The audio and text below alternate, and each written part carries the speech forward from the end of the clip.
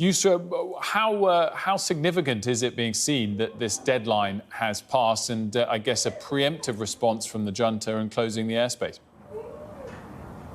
It's very significant, and everyone's waiting with bated breath to see what will happen, how ECOWAS will respond. Now, the defense chiefs of ECOWAS have coordinated a plan for possible military intervention, including where and when they will strike if the detained president isn't reinstated.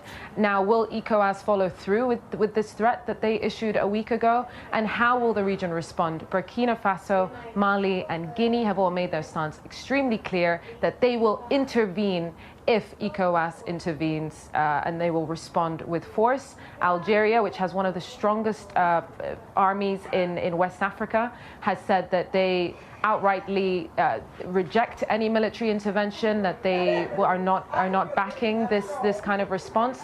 And I mean, it really goes to show how these coups have taken root across the Sahel region over the last 3 years. We've just seen a domino effect of coups, but I think it's important to point out that Bazoum was the first democratically elected president in many years, that actually Niger has a history of military coups, and that this democratic move was new. So we need to kind of see why people on the ground are supporting the junta. Now, there have been protests that support, thousands of people have come out in support for the junta, who've dug in their heels, who've not reinstated the president, against imperialism, against ECOWAS, against former colonial power France, to say that they support the junta now. To understand that is to really see the disillusionment that civilians in Niger have towards cooperation with the West, cooperation with France, because it's not actually giving them a better way of life. And now, with the airspace closed, regional airlines will have a lot of issues navigating what is one of the most central